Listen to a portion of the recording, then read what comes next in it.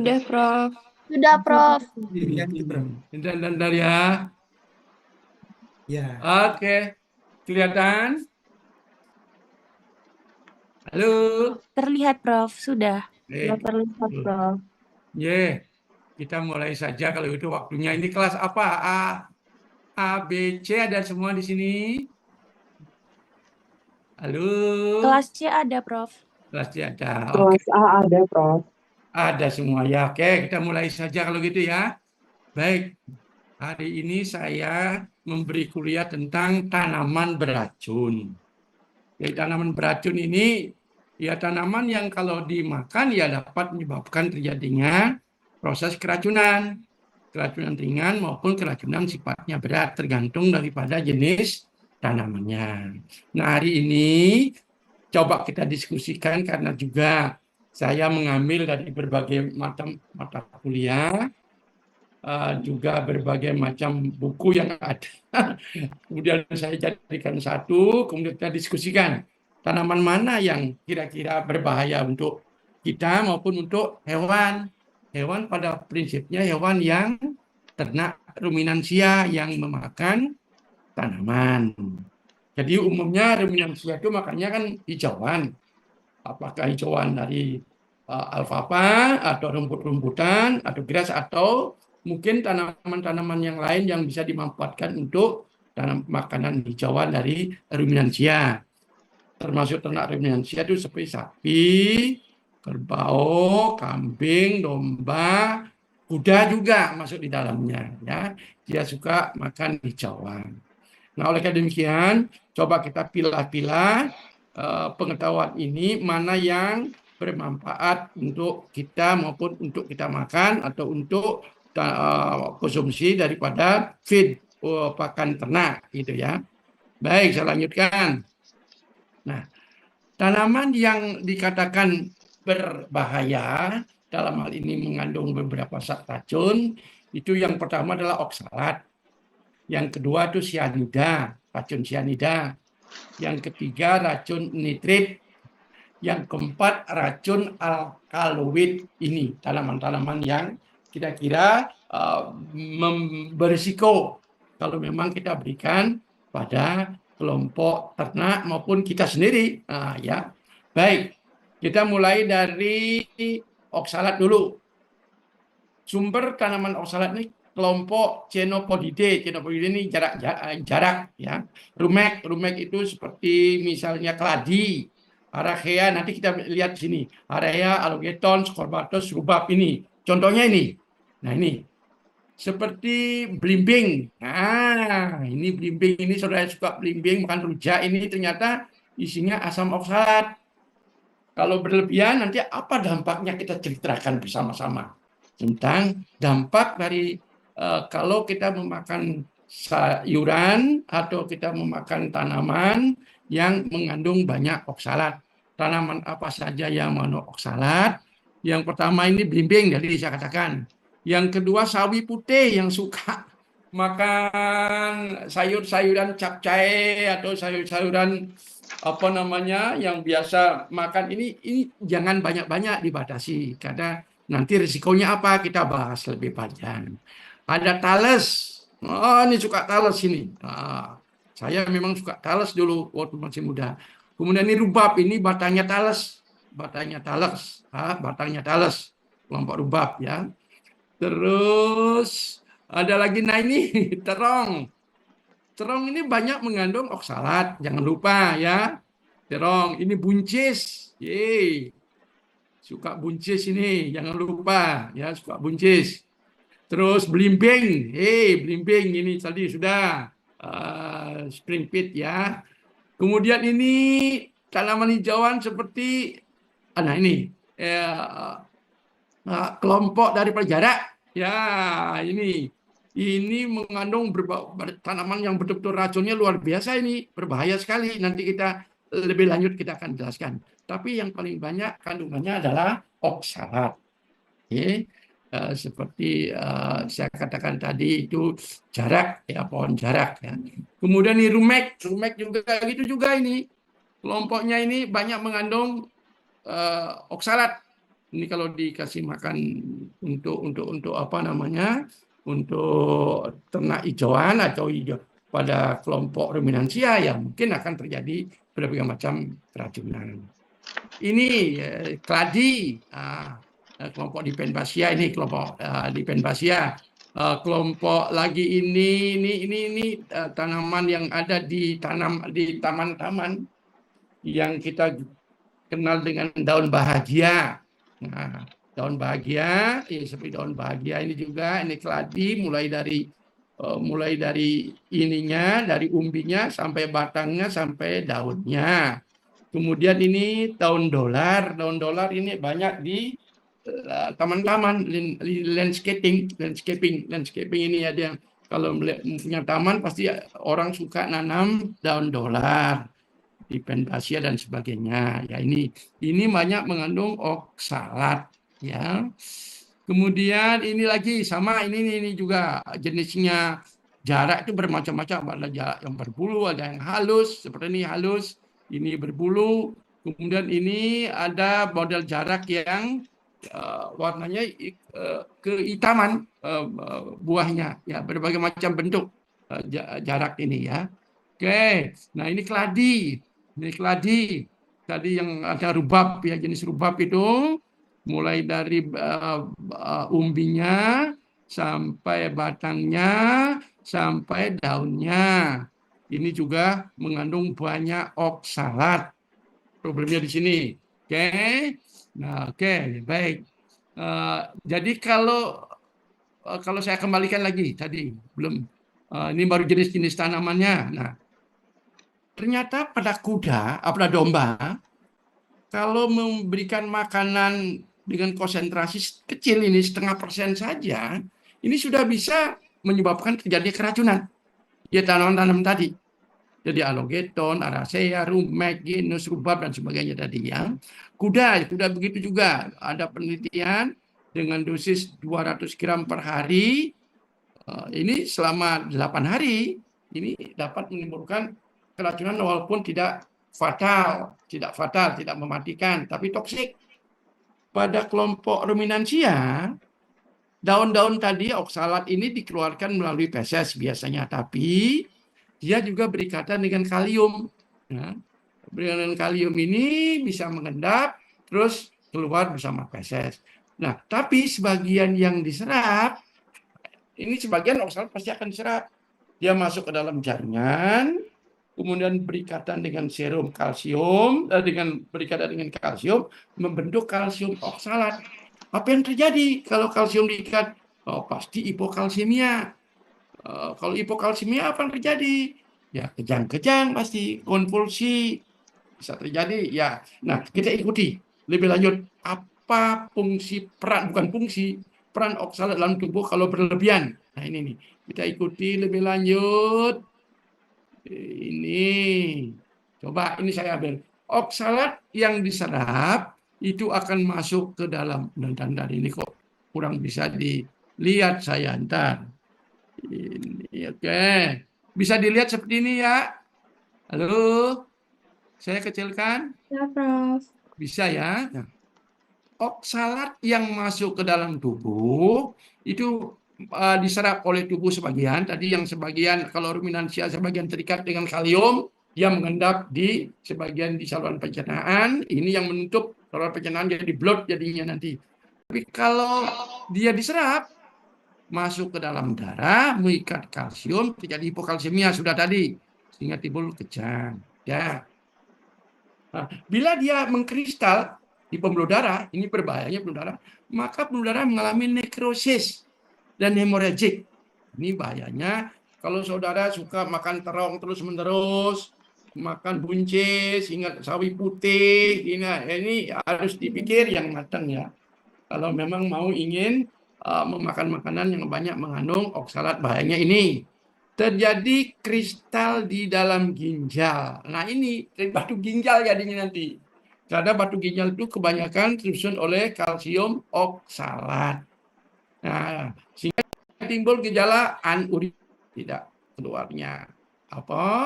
keluarnya urin yang berkurang, terjadi uremia, ya, kemudian terjadi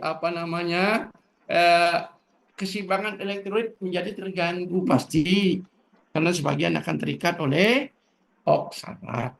Ini problemnya di sini. Nah, ternyata beberapa penelitian dan juga beberapa pengalaman pada hewan, gejala klinik akibat keracunan atau makan makanan yang banyak mengandung oksalat atau hijauan, ini 2-6 jam setelah makan akan timbul kolik. Saudara, mungkin saya pun sering kolik, memang kadang-kadang memakan makanan, loh kok seperti kena emah ya. Ternyata ya tadi makan buncis yang berlebih, yaitu makan sayur tadi sayur white Chinese itu eh, tadi itu yang untuk capcay tadi itu apa itu? Ya itu jenisnya ya. Itu kemudian mungkin makan makanan yang banyak mengandung oksalat tadi. Ini depresi, lemah. Kadang-kadang kalau sudah sebah perut kita ini lemah, kita malas jadinya bergerak karena perutnya sudah nggak enak ya. Kepala menunduk dan kepala dimiringkan. Ini pada hewan bisa terjadi ini ya. Terutama tadi pada domba, pada kuda, bisa terjadi pada ruminansia mungkin. Yang jelas terjadi sesak nafas. Napasnya cepat, ya terlalu cepat karena sesak napas. Kemudian blood ini terbentuknya terbentuknya suatu busa di dalam rumen, omasum, abomasum ya biasanya ya. Kemudian mulut keluar buih dan bercampur darah. Bisa jadi kadang terjadi kolik di sini, iritasi di sini di lambung ya. Kemudian hipokalsemia pasti sudah, dan penurunan kalsium darah dan fosfat pasti sudah. Namun terjadi peningkatan natrium, kalium, SGPT, SGOT. Nah, ini menunjukkan bahwa fungsi daripada ginjal terganggu karena terjadi peningkatan ya ini natrium, kalium, kemudian SGPT singkatan dari S itu serum, G itu glutamat, P itu pirupat, T itu transaminase. Jadi SGPT singkatan dari serum, glutamat, pirupat, transaminase. Sedangkan SGOT singkatan dari S itu serum, G itu glutamat, O itu oksaloastat, T transaminase. Jadi SGPT dan SGOT adalah suatu enzim untuk mengetahui peran fungsi daripada ginjal. Kalau ini meningkat bisa sampai 5-10 kali lipat, ini berarti fungsi ginjal terganggu. Ya. Kemudian tekanan CO2, mungkin PCO2 tinggi. Jadi di dalam darah itu menjadi lebih kebasah-basahan ya. Kemudian pH darah tentunya meningkat. pH darah meningkat ini artinya ke arah basah jadinya ya. Oke, ke arah basah bisa terjadi pH itu meningkat. Jadi terjadi peningkatan karena fungsi daripada fungsi daripada ini yang terganggu ginjal ya akibat memakan sayuran atau hijauan yang banyak mengandung oksalat. Sampai di sini bisa menerima? Halo? Halo? Sampai di sini Bisa, Prof. bisa menerima, ada pertanyaan? Halo? Belum ada, Prof. Ada, Prof. Ada? Belum ada? Ya, saya tak lanjutkan. Ya, baik kalau gitu. Kemudian apalagi perubahan patologi ini kebesaran ini, saya tidak bisa lihat ini punyanya Mas Fahrul Intantar, saya tak kecilkan lagi ya. Bisa melihat enggak ini kalau segini? Halo? Bisa, Prof. Bisa, Prof. Oke, baik, saya lanjutkan. Perubahan patologi apabila saudara membedah atau hewan itu mati, akibat keracunan oksalat, apa yang terjadi? Jelas akan terjadi asites, penumpukan cairan di dalam peritoneum, ya, dalam rongga perut. Ini asites. Kemudian hidrotorak terjadi penumpukan cairan di dalam paru-paru, sekitar paru-paru, karena terjadi hidrotorak. Jadi ada cairan menumpuk di dalam torak.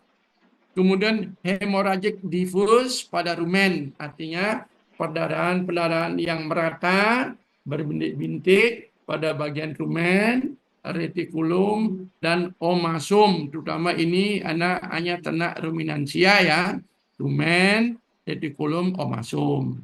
Oke. Kemudian bagaimana terhadap abomasumnya? Abomasum terjadi PTY, hampir sama. Terjadi hemorrhagic atau bintik-bintik darah di abomasum, dan juga kelenjar usus membengkak. Nah, ini ya, kelenjar ususnya membengkak. Ini bahaya kalau kita makan oksalat terlalu sering ya. Ini saluran pencernaan menjadi tidak karo-karuan.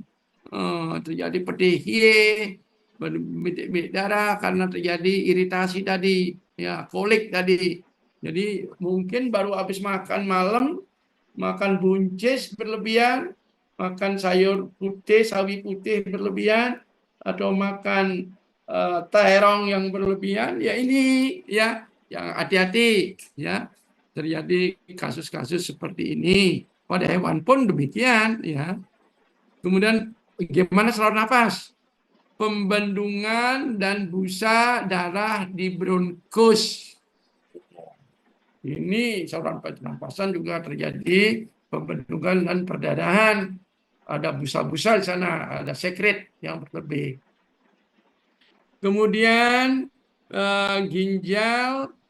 ginjalnya berwarna pucat, ya, odem bengkak, kapsulnya mudah lepas. Ya, ini lapisan yang memukus ginjal itu mudah dilepas, mudah terkelupas gitu loh.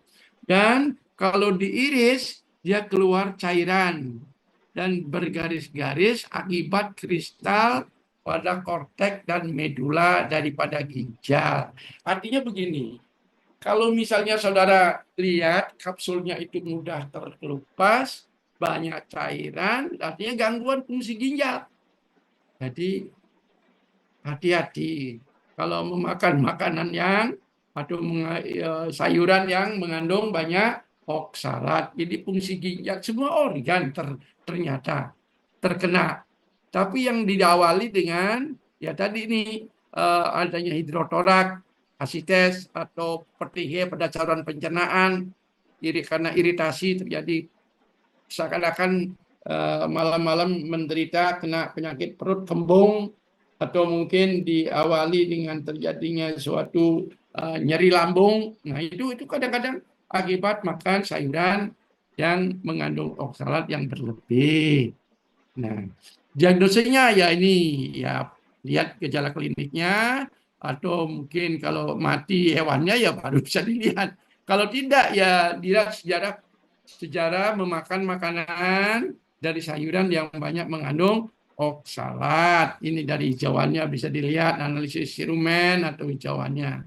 Pengobatannya karena hipokalsemia, lemah dan sebagainya, infus kalsium boroglukonat ini yang atau salin glukosa, atau diberikan urinary acidifier, pengasam urin seperti tadi, karena urinnya karena dia bersifat basah, maka diberikan bentuk NaCl, N4Cl, amonium klorida, itu termasuk kelompok urinary acidifier ya.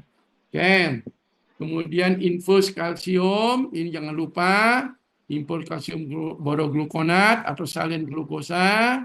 Kemudian jangan lupa pencegahannya. Pencegahannya, hindari tanaman yang mengandung oksalat. Ini yang penting. 2, pemberian pelet rumput alfalfa, terutama rumput-rumput muda, tidak lebih dari 5%. Ya. Dan jangan lupa sering memberikan dikalsium fosfat sebagai sumber kalsium. Kira-kira begitu ini. Ini ternyata pada hewan, pada manusia saya pernah mengalami kok. Malam-malam kalau udah makan sayur yang banyak dimasakkan dari buncis maupun dari terong atau dari apalagi makan makanan yang asam-asam itu, aduh, perut yang sudah umur-umur itu udah umur-umur lansia itu ya udah penyakit apa namanya perut mules atau kolik itu hal yang biasa. Maka tadi udah tahu begini, dikurangi makanan yang mengandung oksalat. Gitu ya. Halo? Halo? Sampai di sini tentang oksalat jelas enggak? Atau mungkin ada pertanyaan? Halo? Jelas, Prof. Jelas, Prof. Jelas. Baik, kalau begitu saya lanjutkan atau gimana ya? Belum saya share ininya ya, belum saya share ini ya, apa namanya slide-nya ya, belum saya share bahan kuliahnya ya. Kamu sudah Belum, memperoleh bahan kuliahnya belum? Belum, Prof. Belum ya, nanti saya share habis ini ya. Iya, Prof. Oke, baik. Saya lanjutkan. Halo. Iya, Prof. Oke. Mana ini kok terjadi gangguan? Oke. Kacang almond. Nah, sianida. Ini saya besarkan kok nutup ini antara ini Pak Farul yang punya ini. Ya. Oke, saya tidak terlihat ini. Ya, ntar saya kecilkan lagi, tidak apa-apa ya? Halo? Tidak apa-apa, Prof. Kalau dikecilkan gini kelihatan. Terlihat, Prof. Oke, terlihat. Baik, lanjut ya. Sianida. Tanaman yang mengandung sianida. Bayangkan coba kalau sianida dimakan berlebih. Sianida itu banyak kejadian kasus bahan kimia yang murni yang dipakai untuk meracuni seseorang. Ada kopi sianida, ada sate bersianida. Ini situasi sekarang ini kok saya juga bingung. Walaupun demikian, paling tidak tanaman yang mengandung sianida juga harus tahu ya. Karena kenapa? Tanaman yang mengandung sianida ini kalau diberikan pada ternak ruminansia ya bisa-bisa mengalami keracunan, bisa jadi karena penggunaannya kan tidak sedikit, sekian banyak ya. Tadi harus dipertimbangkan lebih lanjut. Baik, sumbernya adalah tanaman yang mengandung cyanogenik glikosida atau goitrogenik familia Rubiaceae, kemudian glikosida tiosianat dan penyebab hipotiroidisme. Ya. Tanaman apa saja yang mengandung sianida? Ya, ini singkong. Singkong mulai dari daun sampai batang dan umbinya. Tapi singkongnya ada berbagai macam singkong. Kalau di Jawa kita kenal dengan nama singkong genderuwo. Singkong genderuwo itu singkong yang daunnya besar-besar, itu untuk pakan ternak biasanya. Kemudian juga umbinya tidak begitu banyak dimanfaatkan.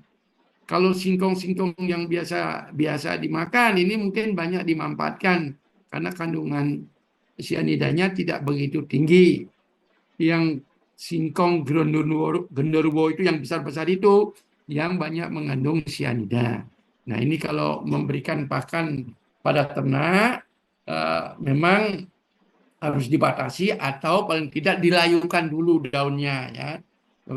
Kemudian ada juga biji apel di banyak mengandung sianida. Kemudian rebung. Nah, iki mendekati hari royo iki banyak ibu-ibu yang suka masak rebung. Kalau masak rebung tidak tahu caranya, maka akan sering menimbulkan peningkatan sianida ya.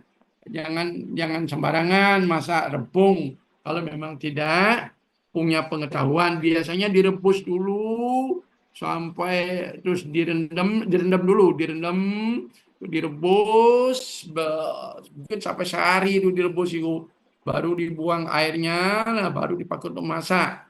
Biasanya begitu yang saya tahu, ibu-ibu suka masak itu. Nah, apalagi ini gadung. Nah ini gadung ini sangat berbahaya kalau tidak bisa masak gadung, jangan masak gadung karena gadung ini banyak mengandung sianida, tinggi sekali sianidanya. Sehingga dengan demikian kalau masak gadung itu biasanya di desa itu setelah dibersihkan dari kulitnya, kemudian untuk menghilangkan sianidanya itu apa namanya dibalut dengan abu bakaran kayu untuk menyerap sianidanya, ya. Itu dalam waktu sehari. Halo, ya jangan lupa ini hati-hati suka makan itu gadung, keripik gadung. Nah ini ya, rebung juga ya banyak mengandung sianida.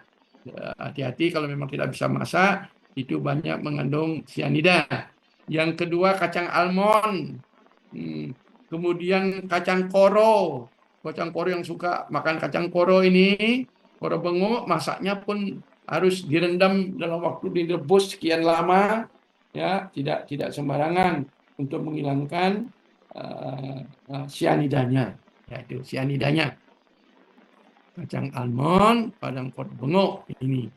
Bagaimana prosesnya, bahayanya kandungan sianida yang ada di dalam tanaman ini kalau kita memakan dalam jumlah yang banyak kan gitu terjadi keracunan. Nah ini sianida itu mengikat Fe, ferum yang ada dalam hemoglobin sehingga akan menjadi oksihemoglobin. Kalau terjadi kekurangan Fe, maka hemoglobin atau eritrosit tidak mampu mengikat oksigen. Akibatnya kalau keracunan sianida pasti terjadi sesak napas. Ini pasti karena kekurangan oksigen. Terjadi sesak napas. Nah, ternyata diketahui pula sianida ini bekerja menghambat pembentukan ATP di mitokondria. Nah, apa artinya? ATP itu memang dibentuk di mitokondria dari makanan yang kita makan, dari karbohidrat, lemak, protein akan diubah menjadi asetil CoA, kemudian di sini akan dipecah menjadi melalui siklus Krebs akan menghasilkan ATP. Nah, kalau keracunan sianida maka terjadi lemah, pasti tidak ada ATP yang dibentuk di mitokondria. ATP sangat berperan di dalam proses fisiologis tubuh maupun yang membantu kontraksi usus, kontraksi pembuluh darah, kontraksi otot dan semuanya memerlukan ATP. Ya. Kalau ini terjadi keracunan maka terjadi kelemahan pasti. Dari mana dia proses hambatannya? Melalui hambatan pada sitrukum C oksidase dan fosforilase oksidatif. Artinya apa? Dalam proses pembentukan ATP itu diperlukan suatu enzim-enzim tertentu yang berperan untuk membentuk ATP dari zat makanan yang kita makan di mitokondria. Dengan adanya hambatan berbagai macam enzim oleh sianida, maka pembentukan ATP menjadi terganggu. Ya, kira-kira begitu. Jadi oleh demikian apa yang muncul gejala klinik? Hewan yang peka terhadap kelebihan daripada sianida, maka akan terjadi tremor. Napasnya cepat. Ya, kenapa? Karena sesak napas. Jadi napasnya cepat. Karena sesak napas dia mengambil oksigen tidak mampu, tidak mengikat. Jadi jam berapa? Sekarang jam berapa? Halo, siapa itu? Ya ikut kuliah, siapa itu?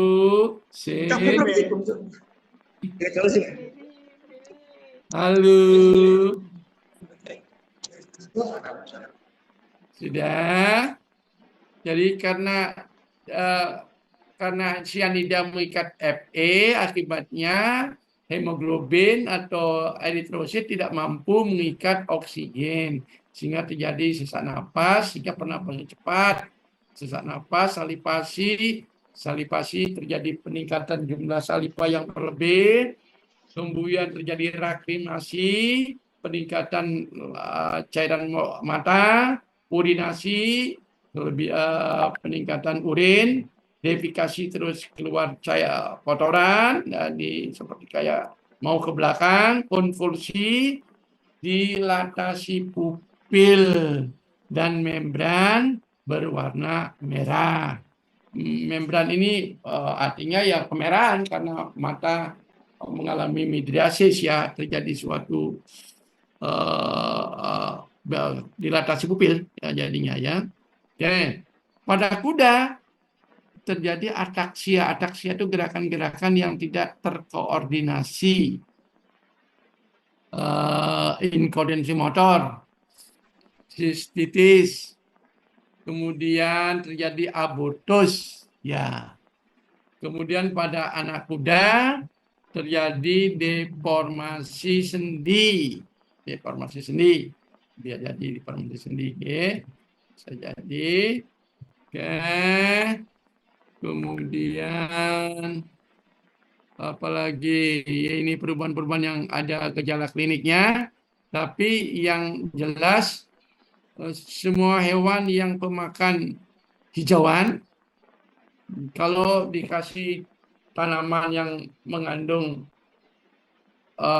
banyak seperti sianida ini pasti akan menimbulkan gejala keracunan. Dengan yang utama itu sesak napas tadi yang utama sebetulnya, ya. Oke. Kemudian perubahan patologis bagaimana? Kalau hewan yang menderita keracunan sianida, membrana mukosa berwarna merah muda. Hemoragi atau perdarahan pada jantung subendokardial dan subepikardial. Petekie, hemoragi, kongesti di obomasum dan intestinal, ya pasti terkena di enzim ini, ya.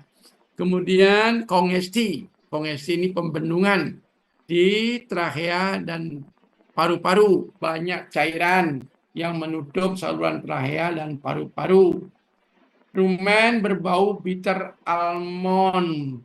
Jadi rumennya ini baunya seperti rasa pahit almond. Jadi kacang almond yang pahit, bitter, ya. Oke. Terus pada manusia dan anjing terjadi multiple foci degeneration dan nekrosis pada susunan saraf pusat. Jadi begini, pada SSP akan terjadi suatu degenerasi dan terjadinya nekrosis. Baik. Nah, bagaimana cara diagnosisnya? Berdasarkan gejala klinik. Jadi melihat omasum dan abomasum berbau seperti bitter almond, berbau dengan kacang almond yang pahit, ya. Baik. Lakukan tes kimiawi terhadap isi rumen, hati, darah terhadap kandungan sianida. Ada metodenya. Metode uji menentukan kadar sianida atau ada dan tidaknya sianida, positif dan negatif, itu bisa diketahui, ya. Oke, pengobatan kalau keracunan sianida hanya menggunakan sodium nitrit atau sodium tiosulfat. Ini fungsinya untuk mengikat ion-ion, mengikat daripada sianida, ya. Jadi menjadi sodium sianida, menjadi sodium nitrit atau sodium tiosulfat, ya, natrium tiosulfat bisa digunakan. Nah, ini cara untuk menanganinya. Diberikan bahan-bahan sodium nitrit dan sodium tiosulfat. Coba, saya belum tahu dosisnya, mungkin belum pernah baca ini. Nanti dicari di dalam buku-buku, ada banyak itu. Sodium untuk mengikat nitrat untuk mengikat sianida yang ada di dalam darah. Ya. Oke, sampai di sini ada pertanyaan? Halo, halo, Belum, Prof. belum ada. Dilanjutkan kalau gitu ya. Yang ketiga itu tentang nitrat atau nitrat. Nah, biasanya keracunan nitrat ini jarang terjadi akibat memakan tanaman. Karena kenapa? Tanaman sendiri pun memang penghasil nitrat sebetulnya.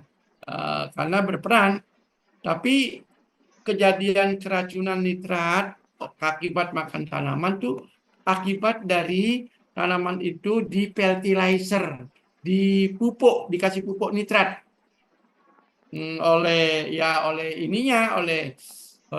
sebagai bentuk pupuk ya habis dipupuk kemudian dipanen untuk pakan ternak. Nah, ini yang menimbulkan keracunan nitrit ya.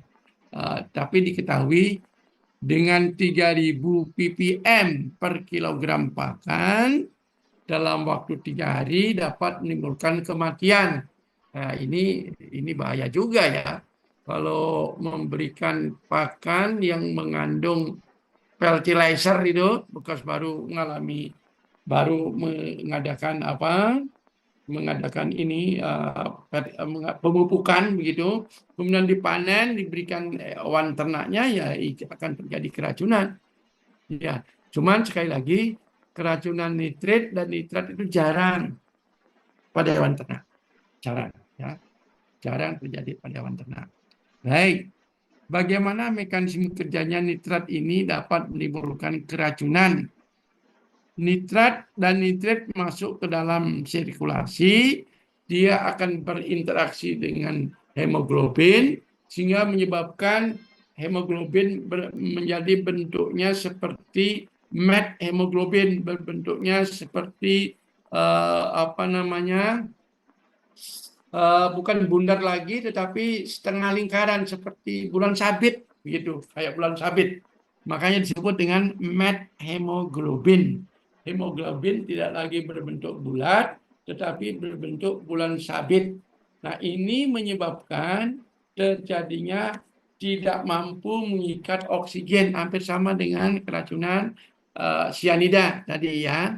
Jadi terjadi hipoksia. Hipoksia itu artinya terjadi kekurangan oksigen di dalam jaringan maupun dalam darah. Karena darah mengalami keracunan terbentuk methemoglobin. Darah atau hemoglobin berbentuk bulan sabit begitu. Pada tikus dan domba, nitrat menghambat penyerapan iodin. Pada tikus dan domba, nitrat menghambat penyerapan iodin. Kalau penyerapan iodin terganggu, ya terjadi itu kelenjar tiroid menjadi membengkak karena terjadi peningkatan aktivitas ya. Namun tidak pada sapi dan anjing, tidak berpengaruh. Pada hewan non ruminansia, pada hewan yang bukan pemakan hijauan, nitrit dalam suasana asam akan merusak karotin. Jadi pada anjing, kucing itu ternyata nitrit ini merusak karotin sebagai sumber vitamin D. Namun tidak pada kelompok ruminansia. Namun tidak pada sapi, kerbau, kambing, domba, tidak ya. Bagaimana perubahan patologinya? Kalau terjadi keracunan nitrit, maka terjadi petehie, bintik-bintik darah dan hemoragik, ekimosa pada mukosa. Jadi hampir seluruh mukosa, mulai dari mukosa mulut sampai saluran pencernaan, itu mengalami petehie, bintik-bintik darah, dan hemoragik. Ya. Kemudian terjadi kongesti rumen dan abomasum. Nah, ini pada ruminansia. Kongesti, pembengkakan di rumen dan abomasum membengkak. Jadi perut kembung jadinya ya. Kemudian darah berwarna coklat pada semua jaringan. Oh, darahnya berwarna coklat, tapi ini perlu diferensial diagnosis banding dengan keracunan yang lain, seperti misalnya keracunan karbon monoksida juga coklat darah itu, keracunan CO, keracunan nitrogen oksida, seperti keracunan anestesi umum, ya, dan nitrogen oksida juga begitu, darah berwarna coklat. Ya, ini perlu dibandingkannya dari sini nih, mungkin ya. Diagnosinya gejala klinik, uji nitrit dalam darah dan urin. Jadi metode menentukan kadar nitrit dalam darah dan urin dan kadar terjadinya methemoglobinemia. Artinya kadar-kadar darah ya hemoglobin yang berbentuk bulan sabit tadi itu juga menjadi patokan untuk menentukan keracunan nitrat. Di samping menentukan kadar nitrit di dalam darah maupun di dalam urin. Diferensial diagnosis ini ada tadi nih, keracunan sodium klorat, darah coklat. Keracunan NO juga gitu. Nitrogen oksigen, darah berwarna coklat juga. Keracunan nitrit, merah ceri. Nitrat, keracunan CO, darah berubah merah cerah, karbon monoksida, darah merah cerah ini. Pengobatan untuk keracunan nitrat, mineral oil untuk mengatasi iritasi. Tapi tidak langsung ini, pemberian antibiotik untuk membunuh bakteri produksi nitrat. Asalnya nitrat jadi nitrit. Ini ada bakteri. Saya belum tahu ini bakteri apa ini yang mereduksi nitrat menjadi nitrit. Nitrat menjadi nitrit ini. Jadi peningkatan. Nah, ini itu kan diberikan antibiotik aneh juga bisa juga masuk akal. Ya. Oke, ini kira-kira. Jadi ada 3: oksalat, sianida, nitrit maupun nitrat. Terus yang keempat, tanaman yang mengandung alkaloid. Nah, tanaman ada mengandung alkaloid, coba saya tak besarkan ini biar tahu ini, karena di Indonesia kita punya banyak ini di landscaping. Halo, dengar suara saya? Halo, Dengar, Prof. dengar. Lanjut ya. Jadi Iya, yang Prof. pertama, tanaman yang banyak mengandung alkaloid. Ini pohon kenyeri atau oleander atau Nerium oleander. Di Indonesia dikenal dengan nama bunga kenyeri atau jure. Bunga kenyeri ini bagus sekali, menarik sekali. Tapi seluruh tanaman mulai pada bunganya, jangan sering mencium-cium bunga ini, ya, bunga kenyeri ini, karena ini berkontak saja sudah, jangankan makan, berkontak aja udah keracunan karena ada alkaloid. Ini merupakan tanaman hias dengan bunga cerah berwarna pink dan sering digunakan untuk desain landscape, artinya untuk taman, ya, untuk taman ini banyak ada. Ini semua bagian bagiannya beracun. Jadi mulai dari daun, batang, bunga, akar, semuanya itu beracun. Racunnya ini dapat menyebabkan muntah, diare, masalah pada sistem saraf pusat, dan serangan jantung bisa terjadi. Nah, ini juga perlu diketahui, tanaman yang mengandung itu alkaloid, ya, jure, oleander, Nerium oleander, bunga kenyeri. Oke. Kemudian ini lagi Dipenbasia. Dipenbasia ini banyak sekali ada di sekitar kita. Ya, Dipenbasia ini disebut dengan daun bahagia. Daun bahagia itu ya untuk memang untuk taman, ya, merupakan tanaman hias populer yang biasa ditanam di pekarangan. Getah dan daun batang Dipenbasia mengandung kalsium oksalat yang berlebih, yang tinggi, yang dapat menyebabkan gatal-gatal maupun kejang-kejang pada bibir dan lidah. Kalau memang kena lidah, ya. Dalam kasus langka, kejang-kejang tersebut dapat menyebabkan syok dan mengganggu saluran pernapasan hingga berujung pada kematian. Jadi oleh demikian tidak perlu dekat, tidak perlu nanam pohon ini, atau mungkin khawatir saja anak-anak kecil, ya, atau mungkin hewan ternak bisa jadi, dan tidak tahu ini dapat menyebabkan gatal-gatal di samping menyebabkan gangguan pada pernapasan yang berujung pada kematian. Dipenbasia ini banyak ada di sekitar kita. Kemudian yang ini tidak akan tera ini jarang ada di Indonesia. Ini ininya buahnya ini manis. Ini anak-anak sering makan ini bahaya sekali. Ya, ini racun akantera bisa membunuh orang dewasa dalam waktu kurang dari 1 menit. Ya kan? Buah beri yang berbau harum dan manis sehingga menarik perhatian pada anak-anak. Ini hati-hati karena dalam waktu 1 menit bisa membunuh. Ya, iya, ini di Afrika, tapi ini ada di Afrika, di Indonesia mungkin belum ada sampai sekarang ini, ya. Akantera oblongifolia. Akantera digunakan di dalam 2 menit, tapi waktu lampau suku-suku Afrika menggunakan getah beracun tanaman ini untuk melumuri ujung panah mereka untuk panah beracun, ya. Jika tertelan, racun akantera bisa membunuh orang dewasa dalam waktu kurang dari 1 menit. Di Indonesia mungkin belum tahu juga kita, karena penyebarannya juga cukup luas, mungkin aja ada rasanya manis, ya. Kemudian white snake root. White snake root, tanaman ini mengandung racun trimetol, jadi alkaloid. Saat ini tanaman ini dikonsumsi oleh ternak, daging dan susu terkombinasi racunnya. Jadi apabila tanaman ini dikonsumsi oleh ternak, maka daging dan racunnya akan terkontaminasi.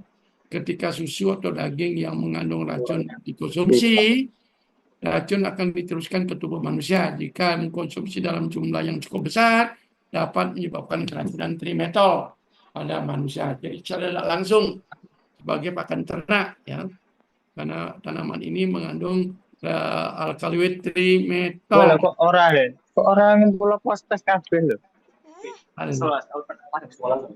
Halo, siapa ini? Hai. Ya. Nah ini monseed. Monseed ini anggur liar. Anggur liar, ya, karena ini biasanya pada bulan September, Oktober ada muncul anggur ini. Di Indonesia banyak ada. Ya. Cara yang paling mudah untuk membedakannya dengan anggur liar adalah dengan memperhatikan bijinya. Monseed memiliki biji seperti bulan sabit, sedangkan biji anggur biasa bulat penuh. Nah, semua bagian tanaman monseed, terutama buahnya, diketahui mengandung alkaloid daurisin yang sifatnya beracun dan dapat berakibat fatal jika tertelan. Jadi hati-hati membedakan dengan anggur, karena ini muncul setiap bulan September maupun bulan Oktober dan sebagai tanaman liar, tapi menggoda seperti itu anggur. Nah, ini, ya, monseed ada di sekitar kita banyak, ya, ada yang mengandung alkaloid. Baik, lanjutkan. Ini lagi, nah ini sudah ya tanaman jarak, Ricinus communis. Tanaman ini merupakan sumber minyak jarak yang sering dipakai sebagai campuran pelumas. Pengolahan tanaman ini harus dilakukan dengan amat hati-hati sebab mengandung zat ricin. Alkaloid juga sejenis racun yang mematikan. Dulu waktu zamannya Presiden SBY, petani diharapkan menanam jarak sebagai pengganti bahan bakar minyak BBM. Tapi ternyata setelah diolah itu beracun. Jadi banyak proyek ini gagal, tidak jalan. Ya, jenis dari jenis dari jarak pohon ricinus ini bermacam-macam.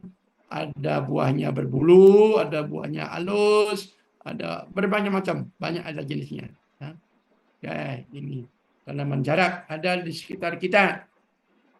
Walaupun ya, ini berbahaya untuk dipakai sebagai pakan hijauan. Kemudian ini Datura stramusniger atau tanaman yang dikenal dengan tanaman trompet. Bunga trompet ini banyak ada di taman-taman kota, ini banyak ada ini taman kota ya. Atau orang bilang ini jerat setan namanya. Datura telah digunakan dalam pengobatan tradisional untuk meringankan gejala asma di India dulu.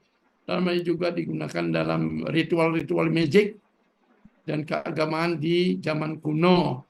Racun datura dapat menyebabkan halusinasi, takikardi, perilaku aneh, dan dalam kasus langka dapat menyebabkan amnesia. Ini daun bunga trompet.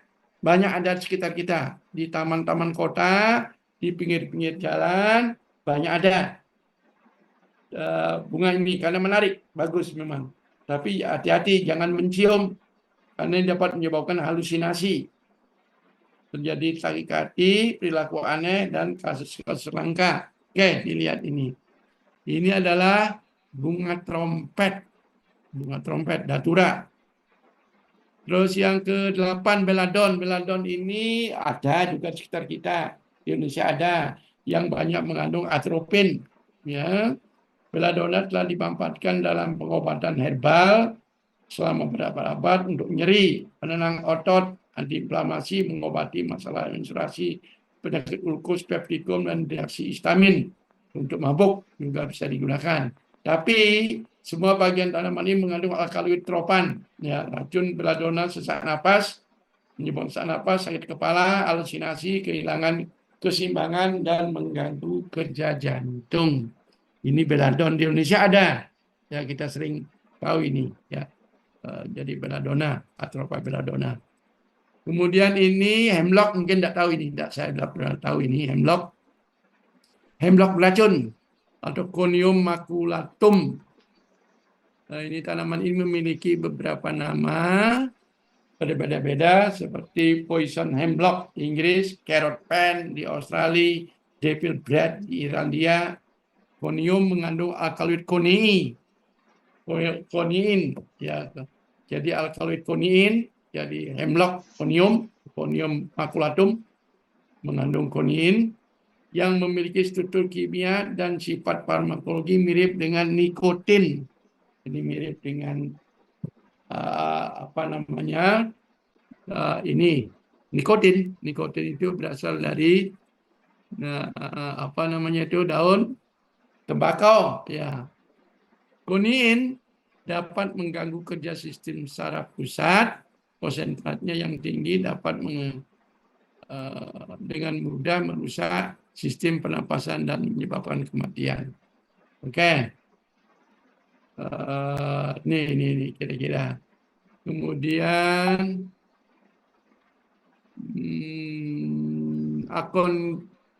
Acontinus napellus. Ini saya belum tahu ini. Tetapi mungkin saja ada di Indonesia, di Batu ini banyak mungkin. Ini bahaya ini.